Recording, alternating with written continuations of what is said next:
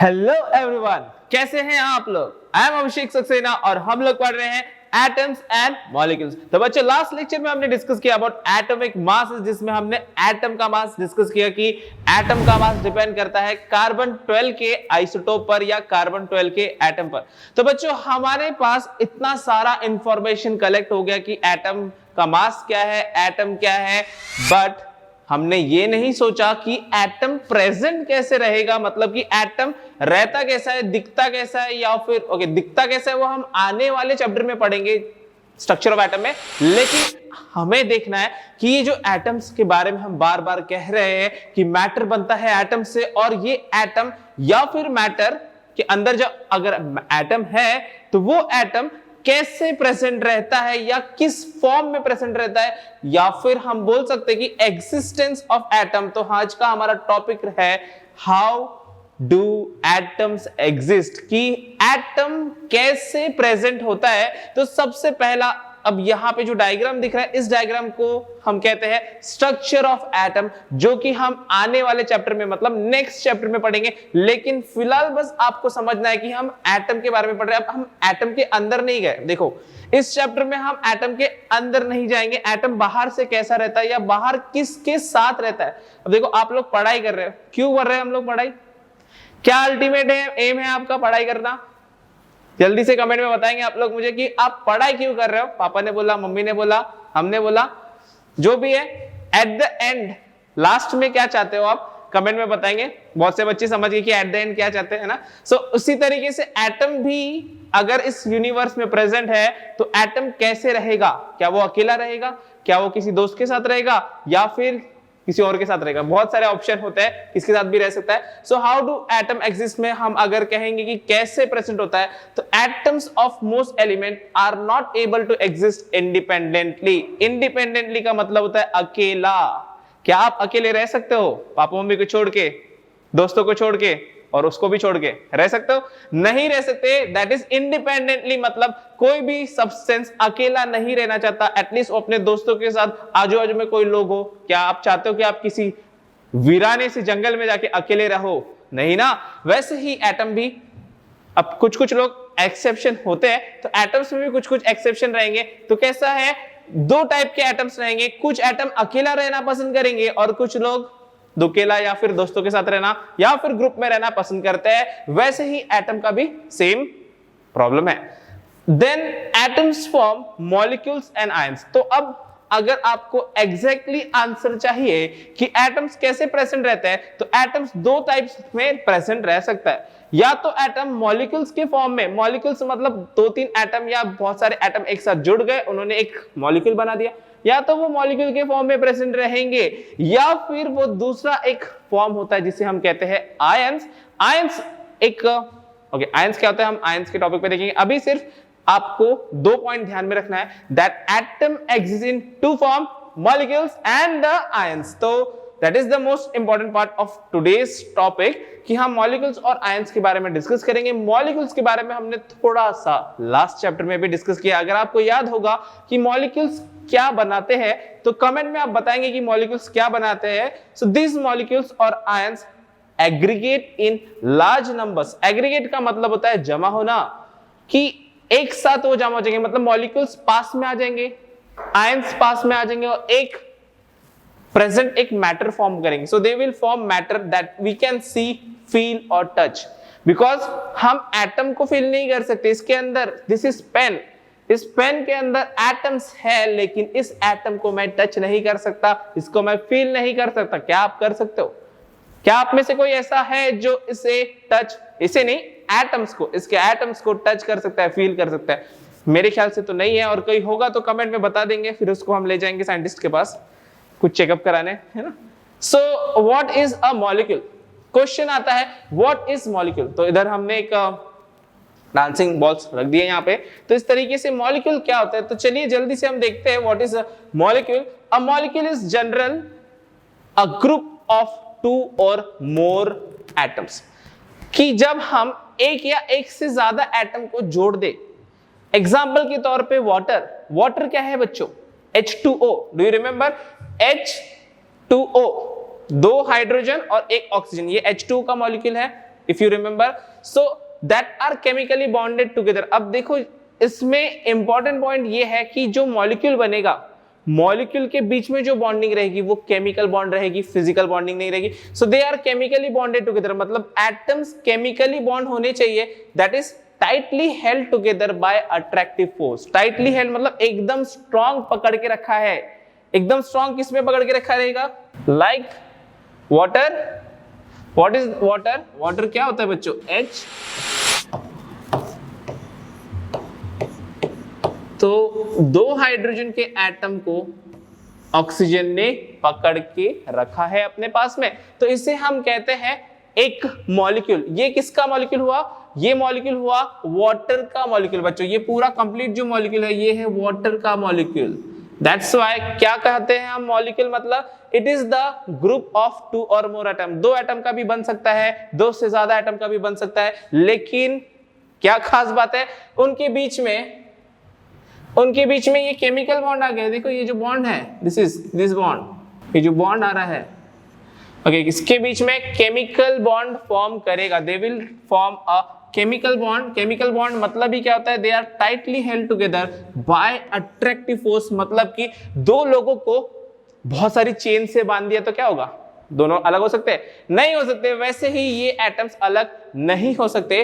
A molecule can be defined. अब देखो ये डेफिनेशन है, that definition I told you कि डेफिनेशन हम खुद से नहीं लिखते, definition is given by the particular scientist. So definition हमें याद ही करनी पड़ती है, समझ लेते हैं उसको, एंड समझ के याद करना जरूरी भी है बच्चों।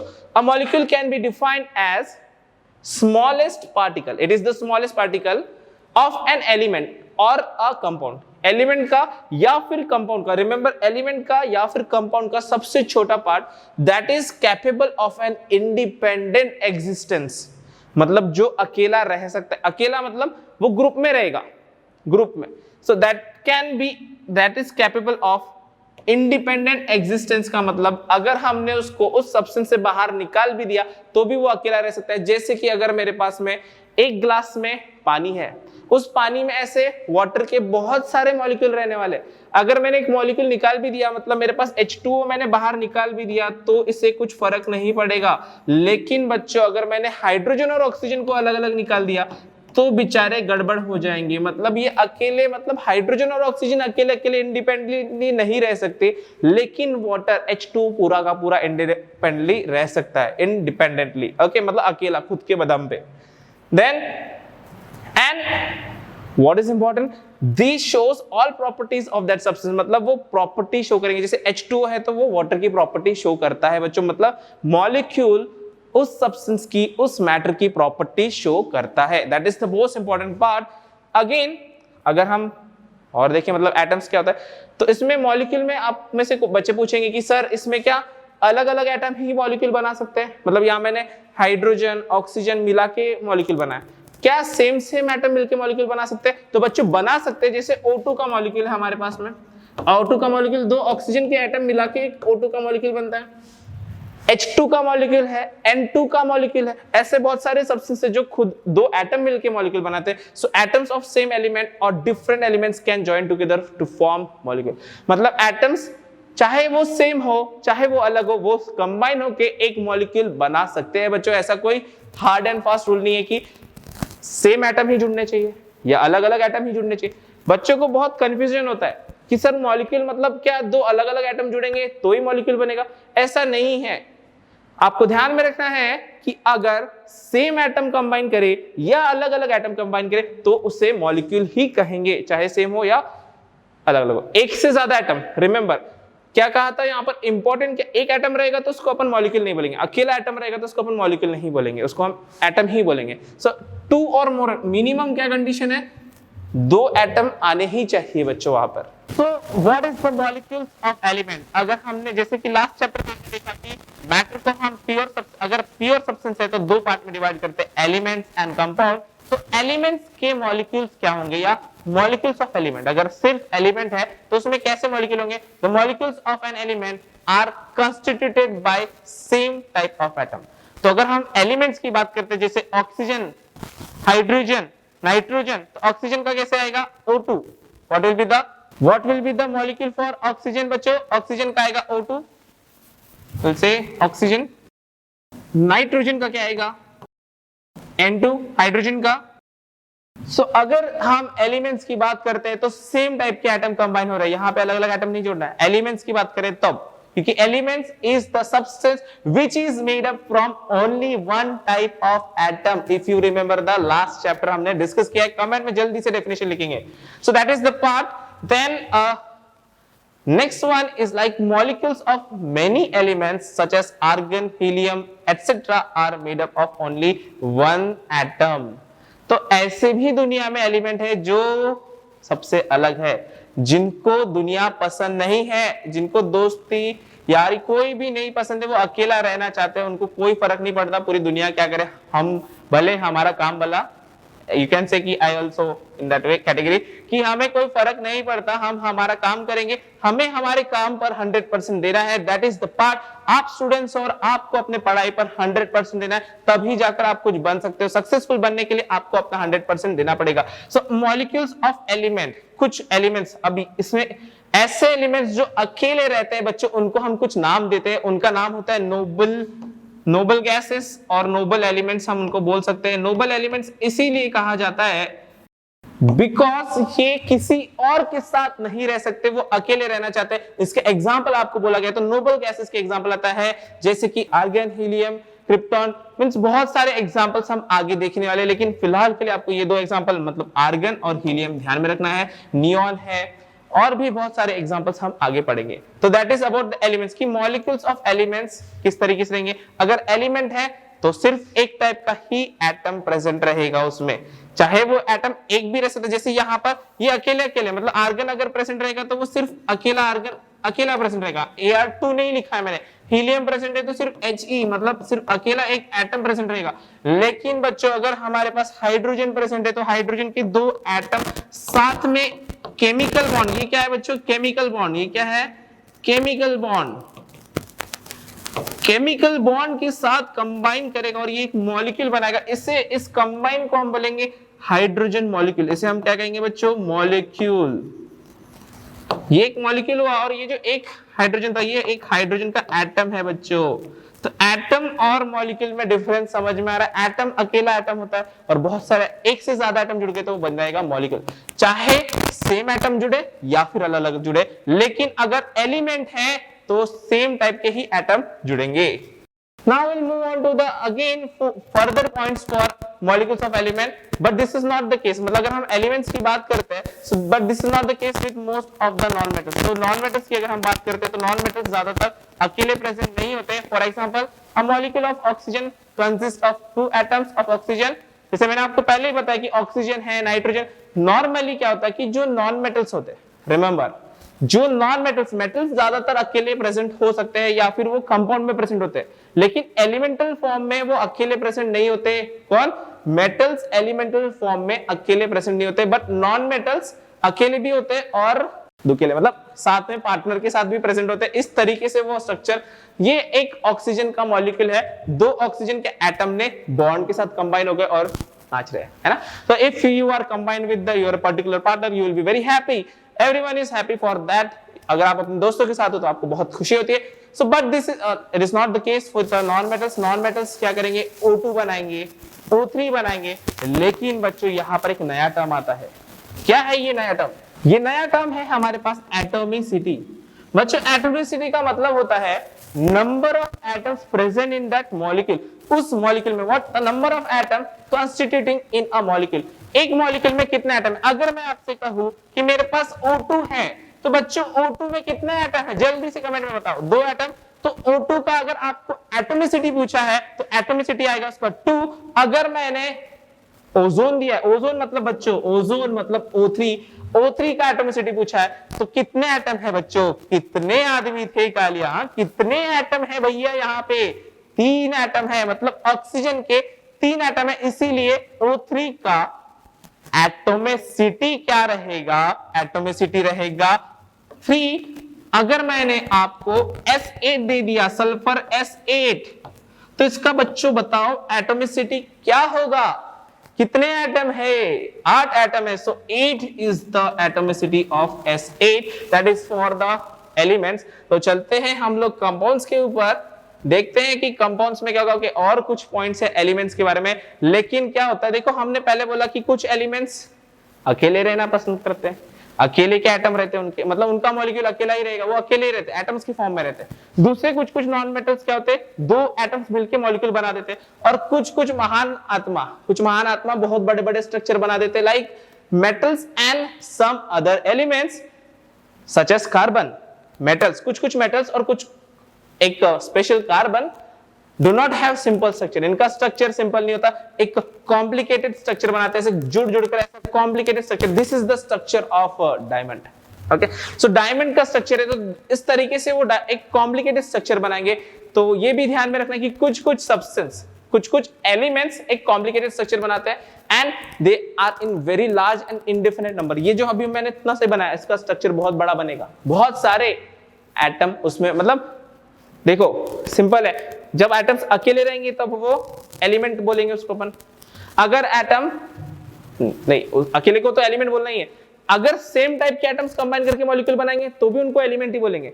और अगर एलिमेंट्स कभी कभी बहुत बड़े बड़े स्ट्रक्चर्स भी बना सकते हैं, जैसे कार्बन बनाता है, मेटल्स बनाते हैं, तो दैट इज अबाउट डिफरेंट। मतलब ऐसा कोई फास्ट रूल नहीं है कि एक ही एटम होना चाहिए या दो ही एटम होने चाहिए, कितने भी एटम हो सकते हैं। लेकिन अगर सिर्फ सेम टाइप के जुड़ेंगे, ऑक्सीजन ऑक्सीजन ऑक्सीजन जुड़ रहा है तो उसको हम एलिमेंट बोलेंगे। लेकिन ऑक्सीजन के साथ कुछ और जुड़ गया, हाइड्रोजन, कार्बन, तो वो क्या बन जाएगा बच्चों, जल्दी से बताएंगे क्या बनेगा।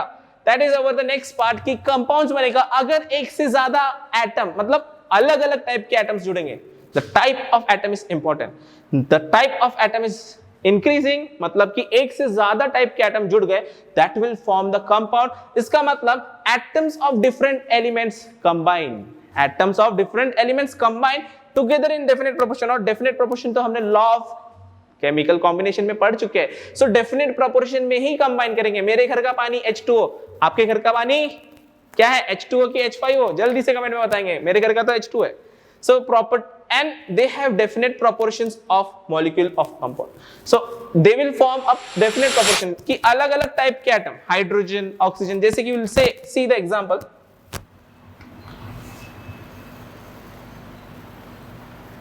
We'll take day to day life example। हमारा जो प्रिय है हमें सबसे ज्यादा, हाइड्रोजन और ऑक्सीजन मिलके क्या बन जाएगा बच्चों, हमारा प्यारा पानी, जिसके बिना हम जी नहीं सकते, है ना। और कोई सोचना नहीं, प्यारा हमारा सबसे पानी और हवा ही है, हवा पानी के बिना जी नहीं सकते, बाकी सबके बिना जी सकते बच्चों। पढ़ाई भी कर लेना थोड़ी सी, है ना। सो हाइड्रोजन और ऑक्सीजन क्या है, ये this is hydrogen atom and this is oxygen atom. ये अलग अलग एटम कंबाइन करेंगे ऑक्सीजन के साथ, ये बनाएंगे Mickey mouse. Do you remember Mickey mouse वाला कॉन्सेप्ट? मैंने आपको बताया था क्या होगा, ऑक्सीजन का एटम, एक ऑक्सीजन का एटम और दो हाइड्रोजन के atom. Let's try for hydrogen, तो here there is a issue. So hydrogen के दो एटम क्या बन गया बच्चों, चलो मिकी माउस कैसे बनेगा, बन गया ये वाटर का Mickey Mouse. Okay, so that we discuss already actually. So कहने का मतलब है कि कंपाउंड जब भी बनाएगा तो उसके एटम्स कैसे रहते हैं, कंपाउंड्स के अलग अलग एटम जुड़ के मॉलिक्यूल बनाते हैं। कंपाउंड में अलग अलग एटम रहेंगे और एलिमेंट में सेम टाइप के एटम्स रहेंगे। So here now molecules of compound, atoms of different elements together in a definite proportion form molecules of compound। तो that also ये water का molecule है, will say कि ये दो हाइड्रोजन, ये ऑक्सीजन, सेम है, that is not a big deal।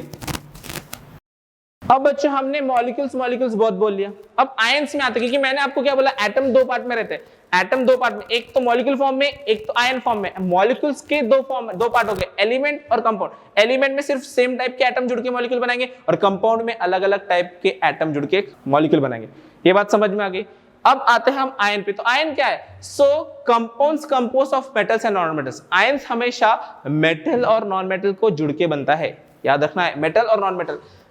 Contain charge species, charge रहते हैं उसमें, बड़े चार्ज वाले रहते हैं, प्लस और माइनस, जिसमें आ गया आपको केमिस्ट्री में जहां भी प्लस माइनस दिख रहा है, सी केमिस्ट्री में मैथ्स तो है नहीं, तो प्लस माइनस मैथ्स का है ना भाई।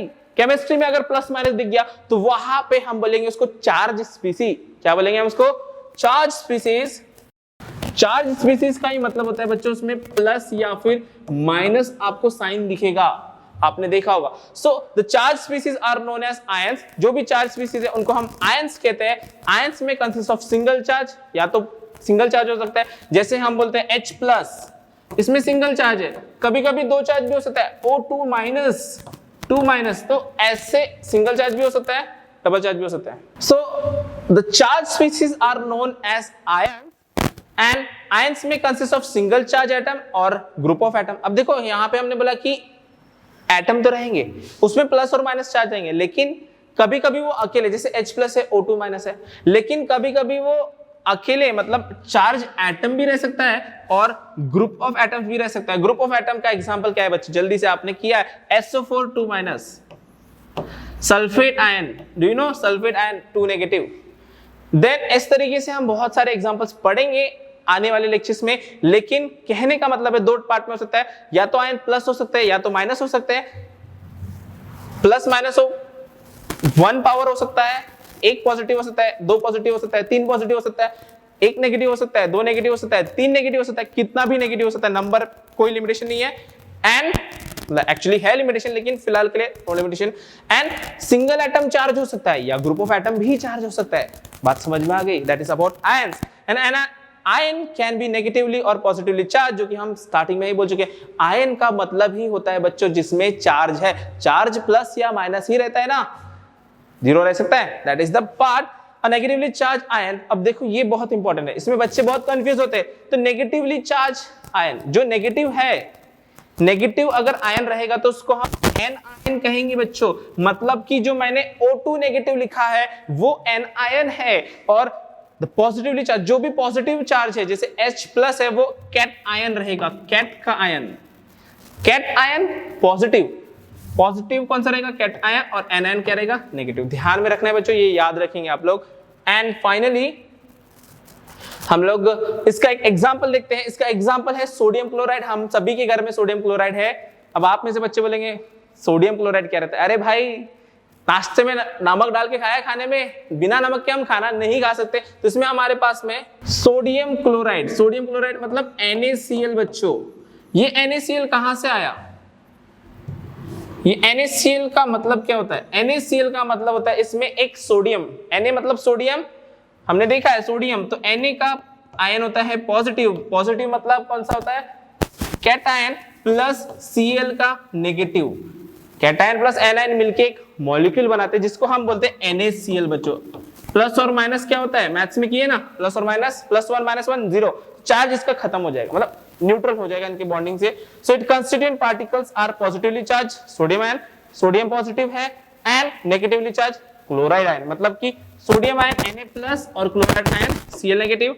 अ group of atoms carrying a charge is known as polyatomic ion. तो देखो बच्चों, इस सब्सटेंस को अगर हमारे पास ऐसा एटम है, ऐसा group means group of atom मतलब क्या होता है बच्चों, चलो शॉर्ट में बताओ मुझे। ग्रुप ऑफ एटम मतलब क्या होता है? ग्रुप ऑफ एटम्स मतलब भी तो मॉलिक्यूल होता है ना, मॉलिक्यूल्स। या फिर अब यहां पे अगर हम बात करते हैं तो आयनिक स्पीशीज बोल सकते हैं। तो group of atoms carrying a charge is known as polyatomic ion, polyatomic ion. तो ग्रुप ऑफ एटम बच्चों जो एग्जांपल मैंने बताया था आपको, SO4 2 नेगेटिव, किसका एग्जांपल, SO4 2 नेगेटिव। SO4 मतलब सल्फेट का 2 नेगेटिव जो आयन है वो होगा हमारा पॉलीएटॉमिक। क्यों? क्योंकि एक से ज्यादा एटम है, यू नो पॉलिनोमियल्स, जिसमें एक से ज्यादा वेरिएबल्स आते, एक से ज्यादा टर्म रहेंगे उसको हम पॉलिनोमियल्स कहते हैं। वैसे ही एक से ज्यादा एटम है इसीलिए हम उसको पॉलीएटॉमिक आयन कहते हैं। इसमें एक से ज्यादा एटम है और चार्ज भी, इसलिए पॉलीएटॉमिक आयन। बात समझ गई? सो दैट इज अबाउट एटम्स कौन से फॉर्म में एग्जिस्ट रहते हैं, मॉलिक्यूल्स और आयंस। तो आज के लेक्चर में हमने एटम्स को किस फॉर्म में प्रेजेंट रहते हैं, मॉलिक्यूल्स फॉर्म में प्रेजेंट रहते हैं, एंड आयंस की फॉर्म में प्रेजेंट रहते हैं, इसके बारे में डिस्कस किया। आगे के लेक्चर में बच्चों हम मॉलिक्यूलर मास और फॉर्मूला मास मतलब इस चैप्टर का न्यूमेरिकल वाला सेक्शन देखेंगे, जो कि थोड़ा सा कॉम्प्लिकेटेड लगता है बच्चों को, लेकिन हम इसको बनाएंगे बड़ा सिंपल केमिस्ट्री में बाय सक्सेना सर। सो मिलते हैं हम लोग नेक्स्ट वीडियो में।